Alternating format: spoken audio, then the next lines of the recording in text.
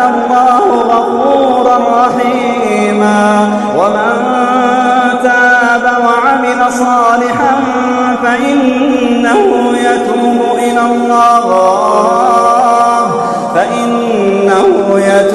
إلى الله متابا.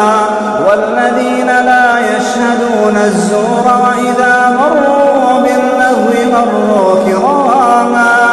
والذين إذا ذكروا بآيات ربهم لم يخروا.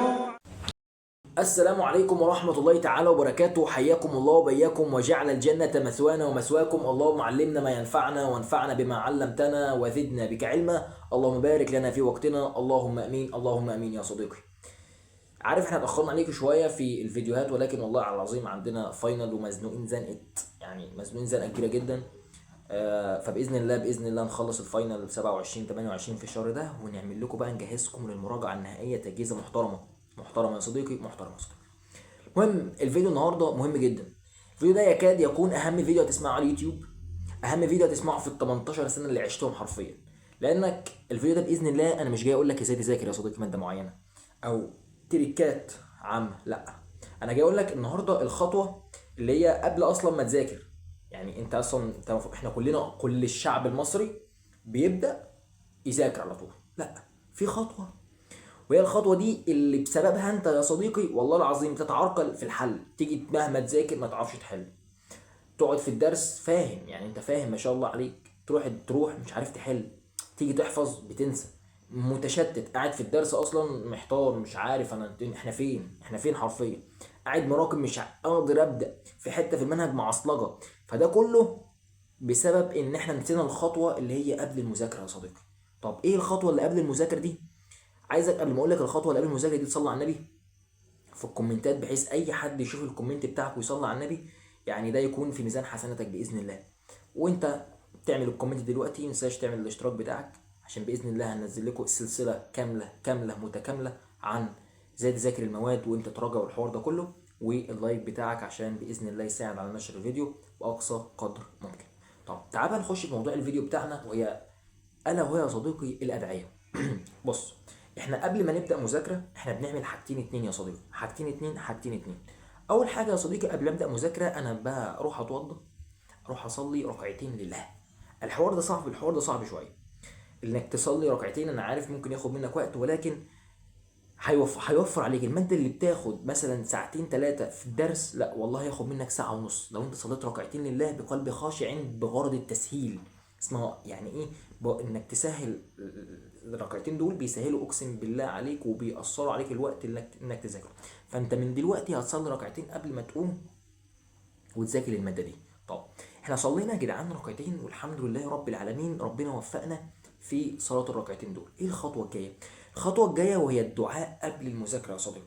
طب في ادعيه يعني انا كنت بواظب عليها في وقت المذاكره بتاعتي، ده اكيد يا صديقي. في ادعيه لازم تكون واخد بالك منها وبتقولها. هات ورقه وقلم يا صديقي وتعالى كده تكتبوا ورايا. يلا.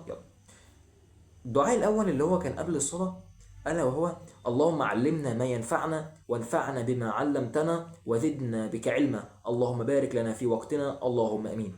رضيت بالله العلي العظيم ربا، وبالاسلام دينا، وبسيدنا محمد صلى الله عليه وسلم نبيا ورسولا. رب اشرح لي صدري ويسر لي امري واحلل لي عقدة من لساني يفقهوا قولي. اللهم لا سهل الا ما جعلته سهلا، فان تجعل الصعب اذا شئت سهل.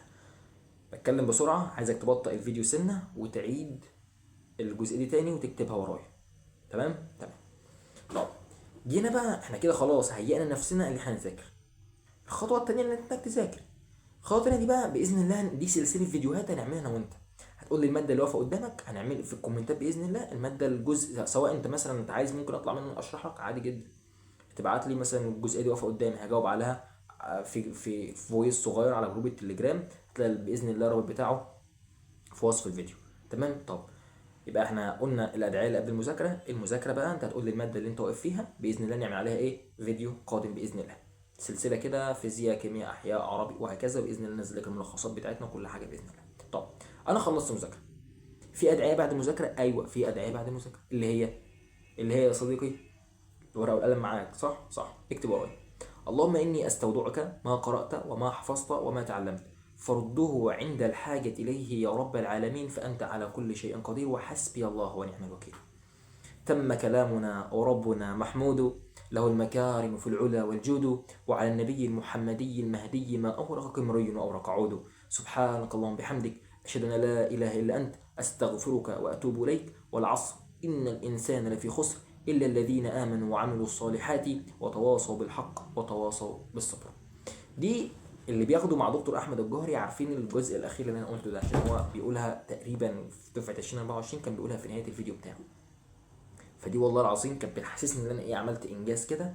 خلينا اكمل للماده اللي بعدها. فانت كده كده اصلا يا صديقي زي ما احنا شرحنا في فيديوهات قبل كده، انك ما بتذاكرش ماده واحده في اليوم، انت بتذاكر 3 مواد. يعني الليميت بتاعك في اليوم 3 مواد، من مادتين ل3، يعني ما تزيدش عن 3 ولا تقل عن مادتين، ده في اليوم. كده احنا عرفنا الادعيه اللي قبل المذاكره والادعيه اللي بعد المذاكره. طب هل في ادعيه كنت بتدعي وانت بتصلي؟ ده اكيد يا صديقي، ده اكيد يا صديقي.